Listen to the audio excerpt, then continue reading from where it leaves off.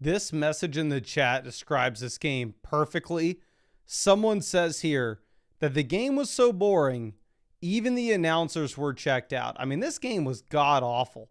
The Miami Dolphins gave up at one point, then decided at the end, oh, no, you know what? We actually want to score some points. Let's just make it interesting for fantasy football purposes. But yeah, this game sucked.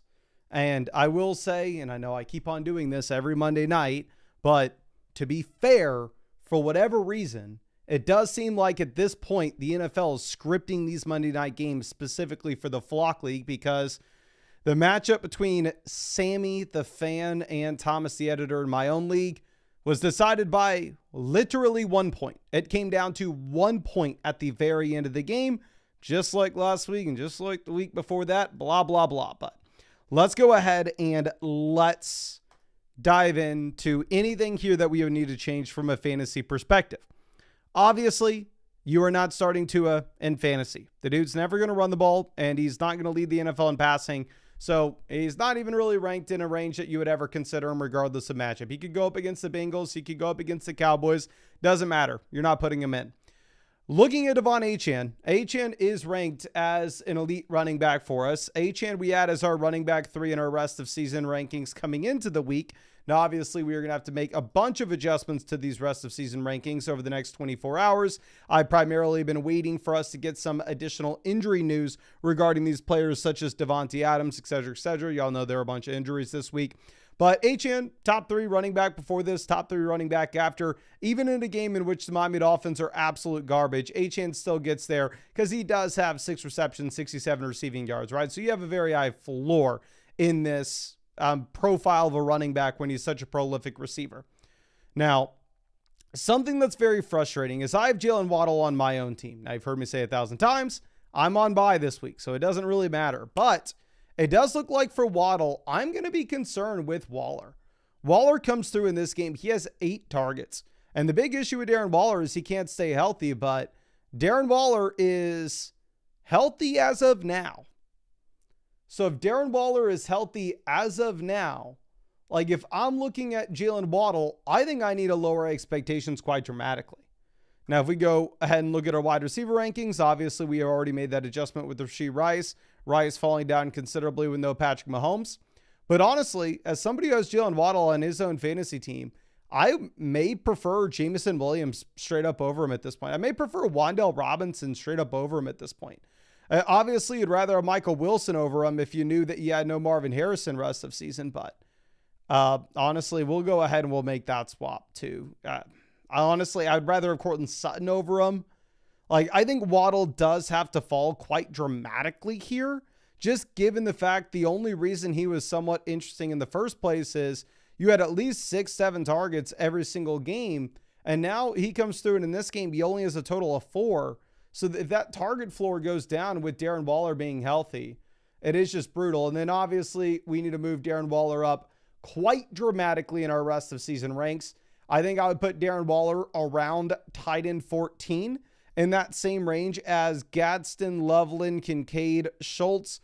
Honestly, if we were looking at this, I think we could move Kincaid down to the bottom of this tier. And with the Herbert injury and the Gadsden fall off, I think we can also move Gadsden down as well. But I think Darren Waller, low end, tight end 1, obviously looks great in this game, but ultimately it's a garbage offense. And then, yeah, those would be the only players that you would possibly consider. Now, moving over to the Steelers.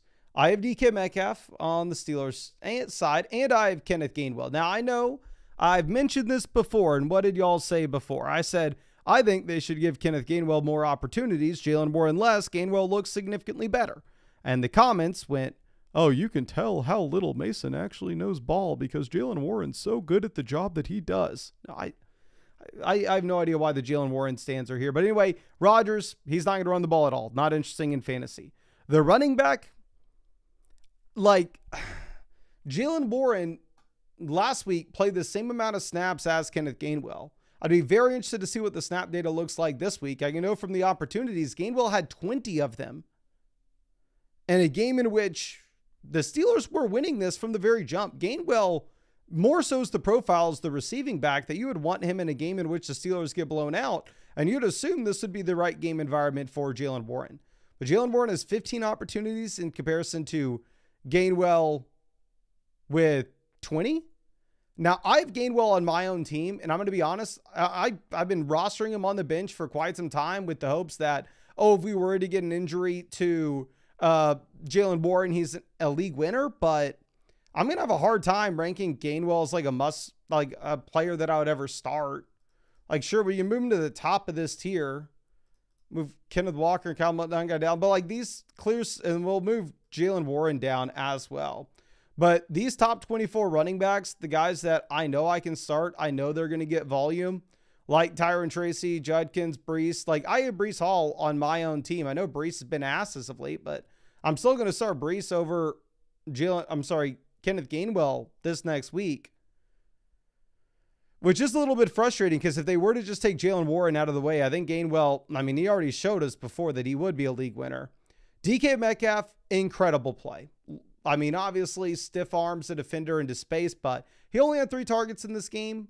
And you could say, well, they didn't have to throw the ball much. I don't know. Aaron Rodgers did have 27 pass attempts, but I think Metcalf, I have him on my own team. I'm going to continue to start him as that wide receiver 4 in our flex spot. But yeah, I don't necessarily think we need to move him from our rankings too much, having him as that low end wide receiver 2 in the range of guys that are all in flex consideration. But